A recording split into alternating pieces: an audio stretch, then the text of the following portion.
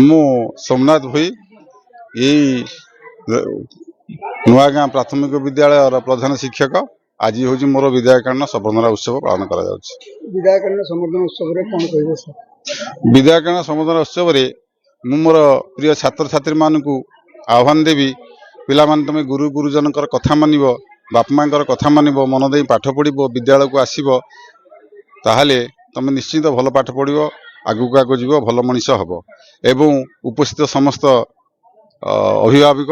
एवं ग्रामवासी मानू समस्त निरामय जीवन कामना करी भाषण कहते कि शिक्षक छुट्टी रही कौन हाँ ना ना द्वंद्व किसी ना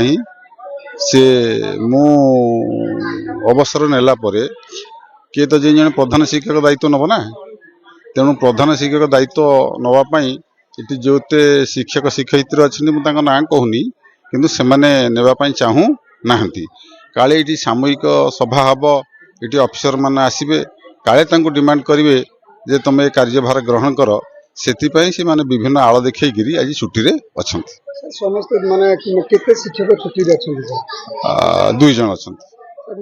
शिक्षक अच्छा आमरे 7 जन आम थिलु 7 जन रु जन सीआरसी काम करुछंती मु आज तो विदाय नउची आ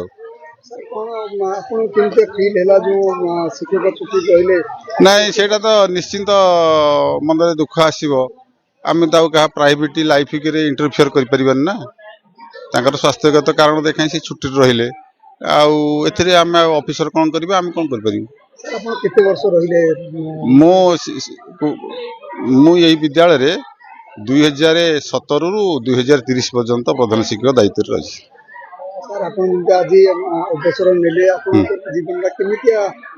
प्रत्येक दिन ना सेटा मु विद्यालय रे पहुंची गले मु घर कथा भूली जाए बाबू तेणु प्रथम मसे 2 मास भल लगे तापर आम रही ना आउ कौन स्कूल को आसपारू कि तेणु मसे 2 मास भल लगे एडजस्ट हो नहीं बार्ता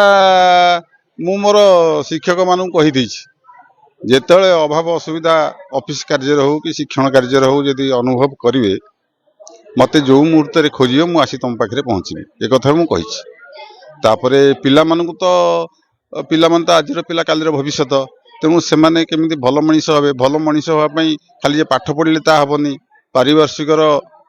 पारिवार्षिक परिस्थिति दरकार गुरु गुरुजन बापा माँ आशीर्वाद दरकार तेणु सब पिला माने भल मनीष हे गुरु गुरुजन कथा मानवे एवं साधारण शिष्टाचार संस्कार शिखिबे ताहले से निश्चिंत भल मनीष हे। आज नुआगाँ केन्द्र प्राथमिक विद्यालय अवसरप्राप्त प्रधान शिक्षक सोमनाथ भाई आज संबर्धना कार्यक्रम थिला क्लस्टर सब विद्यालय शिक्षक शिक्षयित्री एवं आम जिला परिषद सभ्य तथा सम्मानीय देवाशीष षडंगी भाई मुख्य अतिथि रूपे जोगदे तत्सहित आत्मा अध्यक्ष नियाड़ी ब्लॉक श्री गणेश्वर मिश्र एवं नुआगाँ पंचायत समिति सभ्य गगन कुमार भोई एवं अन्य मान्यगण व्यक्ति माने आज जोगदे सार विषय सार जो अवदान ये अंचल प्रति शिक्षा विभाग प्रति रही समस्ते वर्णना करथिले परिशेष में मु कहिबी जे सार जो अवसरकालीन समय दीर्घायु हो निरोग हो सुखमय हो एति ऑलमाइटी गॉड प्रार्थना करुछि।